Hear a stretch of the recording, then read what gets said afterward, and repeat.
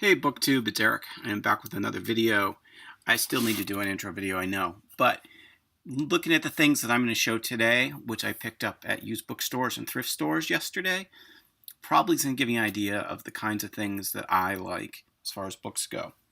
So, the first thing I got, and I went to the paperback outlet, which is in Warren, Michigan. I was on my way back from Canada, so I stopped by.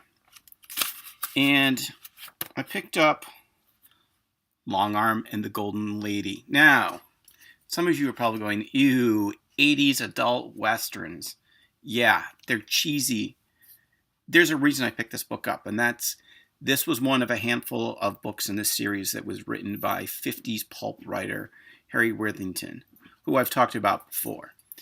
He worked in the era of the gold medal books. He worked through the 70s, and towards the end of his career, he wound up writing a couple of these. He also wrote westerns, so he has a history of, and my dog is over there. Anyway, he had a history of working in the genre, and this is what kept the genre alive in the 80s. I have not read any of these.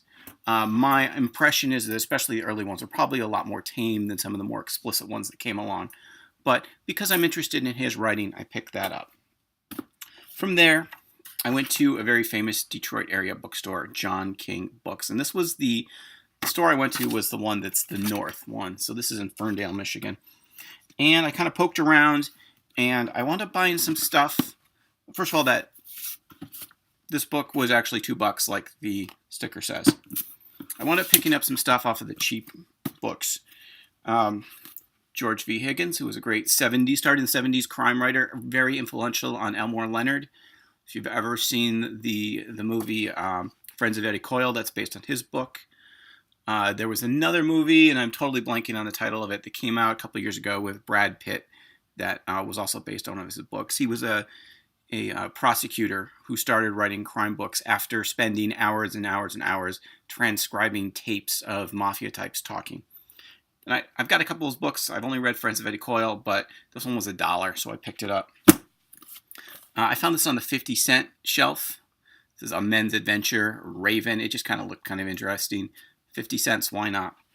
And then I got to knock a book off of my list of books I'm looking for.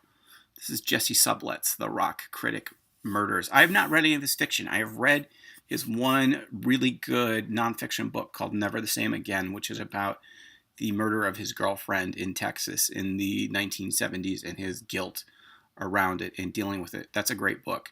So I look forward to checking this one out, and I've been looking for it for a while. I was super happy to find it for 50 cents. Okay, from there, I went to another bookstore.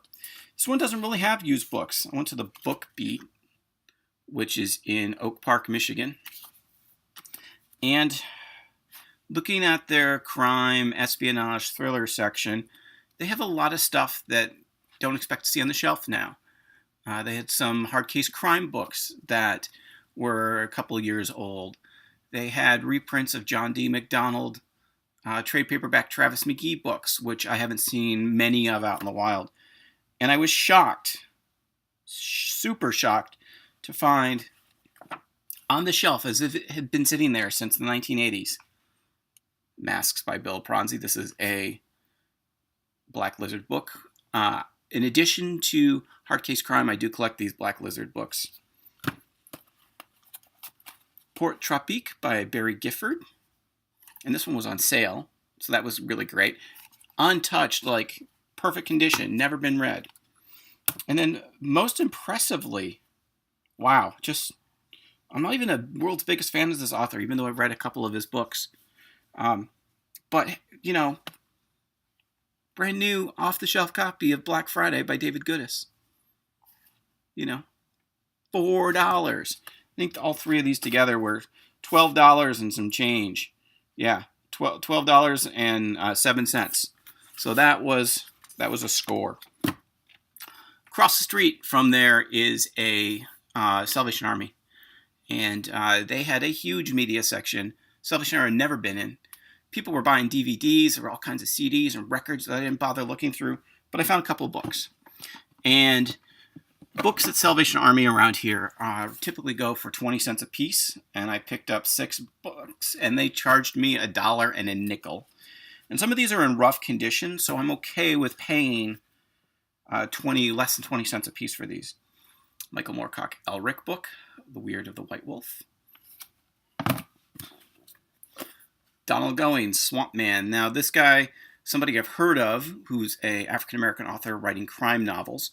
In fact, I had seen some of his across the street at BookBeat and just wasn't ready to pay, cover price for, $7 for a book that I have no idea what his writing style is like. So I found this for like 20 cents across the street, and it's brand new, also in great condition.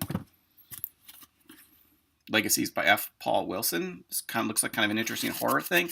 I'm not really into these like 400-page books, but who knows? Maybe it will catch my fancy, and for 22 cents or whatever, willing to check it out. All right, I do dig me some movie tie-in books. Ellery Queen, 10 Days of Wonder with Anthony Perkins and Orson Welles there on the cover. And then there's like a several-page preview of stills from the production. And I'm not sure if this was a TV movie or an actual theatrical release, but why not? Ed Gorman, the late Ed Gorman, who recently passed in the last year or two. And it looks like there's some other stuff in the middle here. He wrote crime, he wrote westerns, he wrote horror stuff. So 22 cents, sure. And finally, Gerald Teddy, he of To Live and Die in LA fame.